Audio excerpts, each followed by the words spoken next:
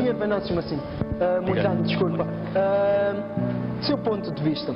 Podem e devem, e toda a história, vamos dizer, da própria humanidade. Não é? Isto não é um problema puramente de Moçambique, não é um problema puramente, digamos, do nosso círculo territorial. Se nós quisermos, hoje em dia fala-se muito, por exemplo, de democracia, não é? Como um grande sistema político quase perfeito, e que não é. A democracia de onde é que vem? A democracia vem de um conjunto de pessoas, de intelectuais, dentro do quadro da Revolução Francesa, que eram jovens de menos de 30 anos, e que naquela altura, com condições extremamente difíceis para implementar aquelas ideias, implementaram-se, e hoje nós assumimos o modelo democrático como um modelo normal, um modelo quase que caiu assim do céu feito. Mas são jovens que nessa altura tiveram, digamos, a coragem de implementar ideias inovadoras que estavam contra toda a corrente. Portanto, é sem sombra de dúvida, historicamente e hoje mais do que nunca, obrigação dos jovens. O problema não é uma questão de oportunidade, não é um problema de direito, é um problema de dever. O jovem tem o dever de fazer alterações e de influenciar o próprio projeto político, porque, vamos lá, nós estamos a falar hoje que Moçambique é uma população, a nossa pirâmide etária, não é? É uma população maioritariamente jovem. O que faz a política é nós transformarmos um problema coletivo numa política pública. O que é política é isso? Quer dizer, nós temos um problema que diz respeito a um universo enorme de pessoas e nós transformamos esse problema numa política pública. Isso é fazer política. Então, se nós somos a maioria em Moçambique, os problemas da juventude, mais do que qualquer outro grupo etário, têm que se transformar em políticas públicas. E o que acontece é que Moçambique, vamos ao longo do debate ver isso com mais detalhes e com maior profundidade, estes problemas da juventude estão de forma muito residual e de forma muito, digamos, ténue, transformadas em políticas públicas. Agora, quem é o culpado disso? Logicamente que não é o governo, logicamente que é a própria juventude, porque um governo em qualquer parte do mundo, e isto não é um problema puramente moçambicano, o governo que vai tentar fazer é sempre tentar ter um controle cada vez maior sobre a iniciativa juvenil.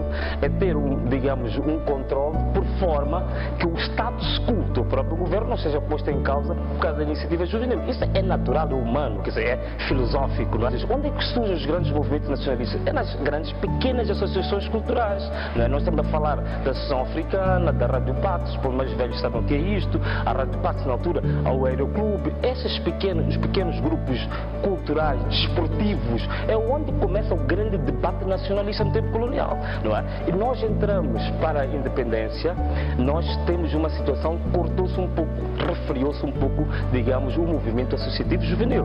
Né? E criou-se, a partir de um decreto de 1976, o tal chamado Organizações Democráticas de Massas. E o governo criou as Organizações Democráticas de Massas. Para quê? Eram organizações que, por natureza, deviam estar inseridas dentro dos quadros do Partido Frelimo.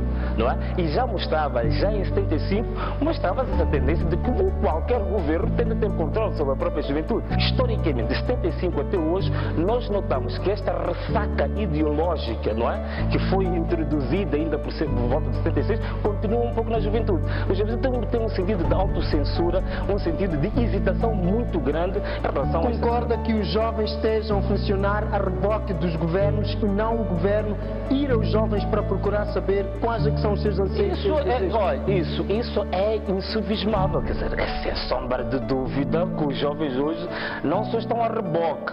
Quando tu dizes reboque, estás a usar uma expressão até para mim muito pacífica. Hoje os jovens estão numa situação ainda muito mais grave. É que hoje os jovens fizeram uma espécie de um casamento de conveniência com o governo, não é? Os jovens hoje não conseguiram, acabaram cedendo esse assédio político que é normal que os governos fazem em relação aos jovens. E se queres um exemplo muito simples e concreto, não é? Eu hoje, por acaso, fiz questão de trazer aqui o relatório de implementação da Declaração de Choca, que isso foi feito pelo governo. Atenção a uma coisa, quando surgiu esta declaração em 2002, feita pelos jovens, o natural é que nós tínhamos um Conselho Nacional de Combate ao SIDA, Conselho Nacional da Juventude, que foram atribuídas, digamos, competências pelo próprio governo desse Conselho, não só, digamos, fazer a gestão ou a intermediação das associações em si, mas também seguir como um polo de ligação com o próprio Estado.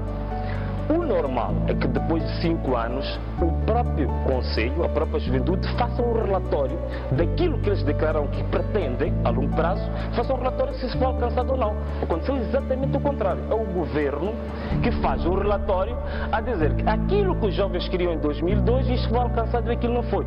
E o que acontece, com todo respeito, não chatei comigo, o que acontece é que esse relatório é um relatório desastroso. É desastroso. Isto é uma vergonha. Não há nada pior que eu já vi. Os jovens têm mecanismos para reagir a isso? Penso que se não tem, deviam ter. Se tu queres uma coisa desastrosa que eu vou dizer que aparece aqui, eu vou dizer já. Dizem aqui, por exemplo, que no âmbito da declaração de choque, em 2006 o governo implementou um plano estratégico de educação e cultura. Em 2006. Mas este plano estratégico de educação e cultura, na verdade, surge no âmbito do programa quinquenal do governo. Não tem nada a ver com a declaração de choque. Mas, como era para ocupar espaço e aumentar, não deixar páginas em branco, isto foi encaixado aqui. Como é que os jovens podem reagir e fazer frente a estas decisões, a este atual cenário? Olha, uma das coisas que eu acho que os jovens deviam fazer, alguém vai me dizer a mim que o Conselho Nacional de Juventude tem um problema de não ter autonomia material, financeira, por aí fora. Tudo bem, seja lá como for. O que os jovens deviam fazer, para mim, é fazer um relatório paralelo.